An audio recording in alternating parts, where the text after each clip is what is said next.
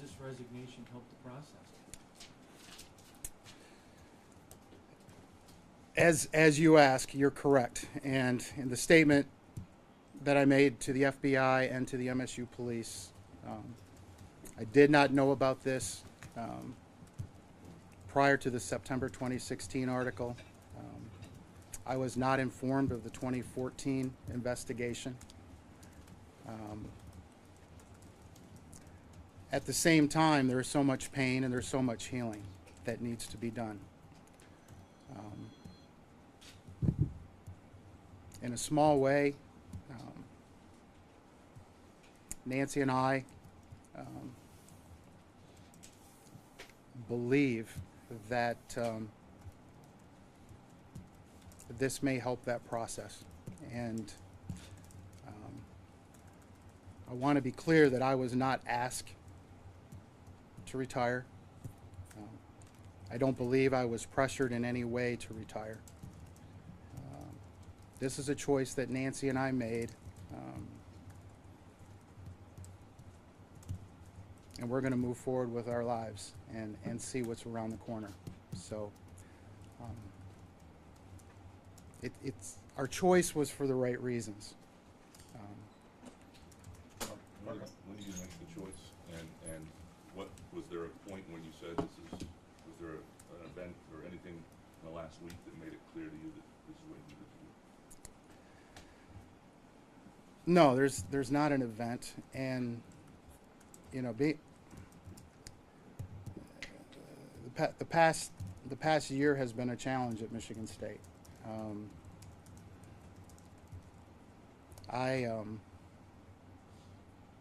I feel good with every decision I made at the time I made it based on the information that I had available to me.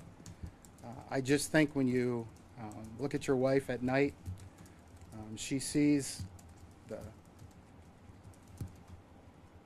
toll that not just this but other things have on you. But watching the survivors' statements, you know, that was impactful, I think, on everyone. But there's not a specific thing, and you know, retirement is something everyone looks forward to. This isn't all that much earlier than we had hoped for. And we're both very comfortable with the decision. Mark, when you told staff, coaches, some of them very close friends of yours, what was their reaction? Did anyone try and say maybe you shouldn't do this? Yes, many people told me that I should not do this.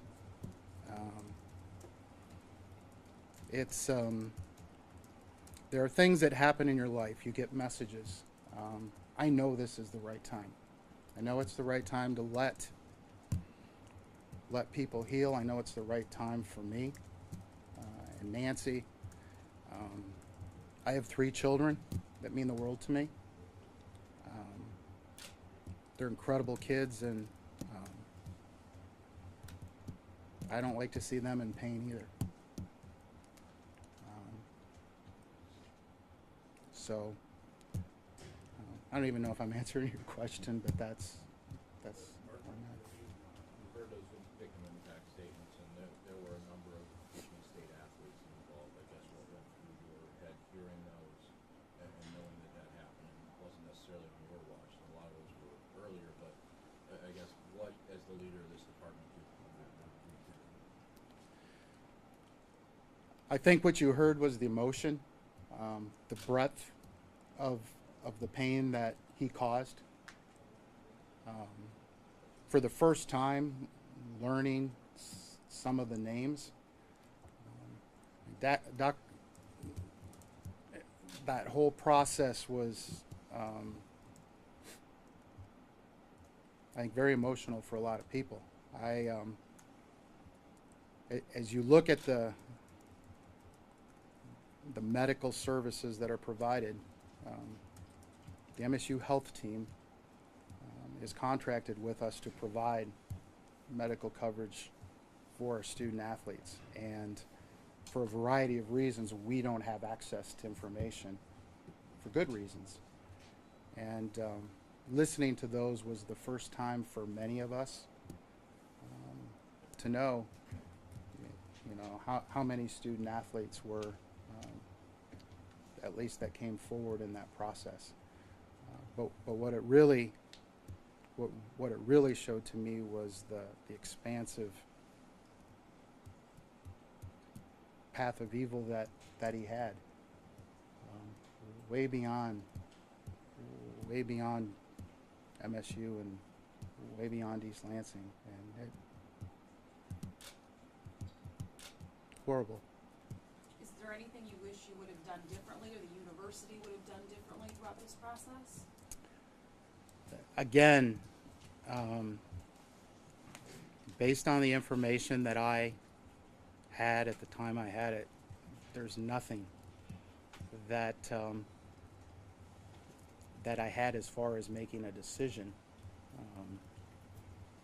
I think it's very, when you have an opportunity to go back and reassess anything, there's going to be opportunities for improvement, which is one of our core values, is to always improve. The story is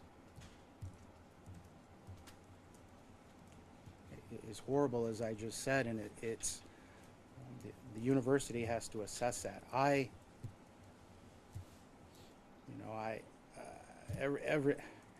Every decision I made was a good one at the point when I made it. Like everyone, you get frustrated that there's not enough dialogue about it, and that's one of the reasons why I wanted to have this opportunity to respond at least to what I know. And I am not privy to a lot of the information that is being discussed at the university level. But it's, what I would ask, I've been interviewed by the FBI. I've been interviewed by MSU police. I've responded to every question, and many other people have as well. As an AD, you learn very quickly: don't investigate, don't prosecute, and don't judge. Allow those that do that process to do it. And then you have to make decisions on the outcome of that process. So it's taken some time. I think the growth and the magnitude of the abuse has evolved and become bigger than I think anyone imagined, and that's created a lot of that challenge. Mark, did you ever meet Larry Nassar? Do you think you should have been told about the 2014 report? And just as a Michigan State grad who's done so much here, to have this be the end of your career, your emotions about that, if I can squeeze in three. Yeah, when you ask that question, I don't believe that I've ever met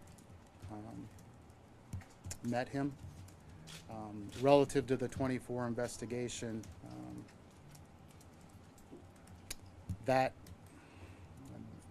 is not my choice on where those get shared.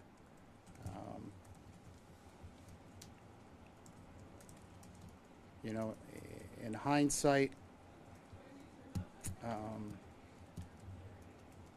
you ask yourself that question, but that was not my choice at that time.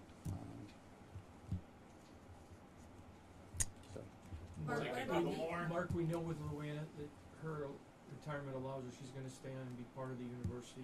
Are you gonna in any way stay connected? Will you be a consultant? Will you be there for Greg? Can you just talk about maybe anything role? My last day in the office is Wednesday.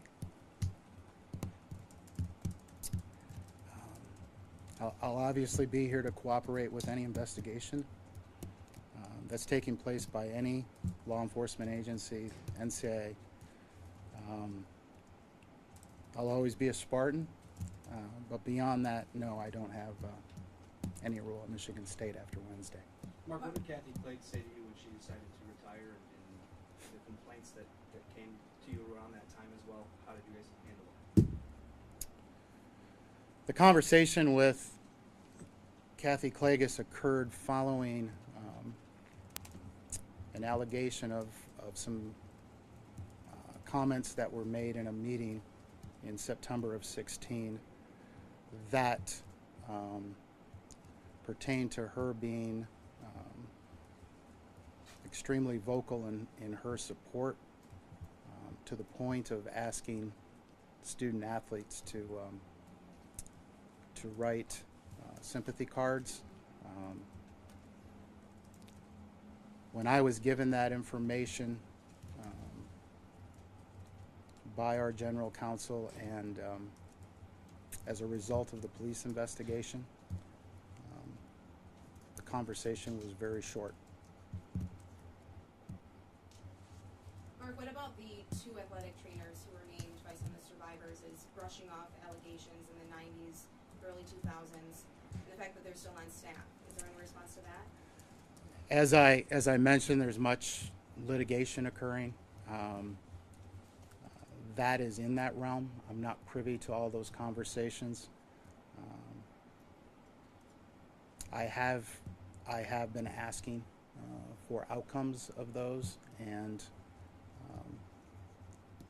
have not received anything to this point. So that is involved in the litigation process.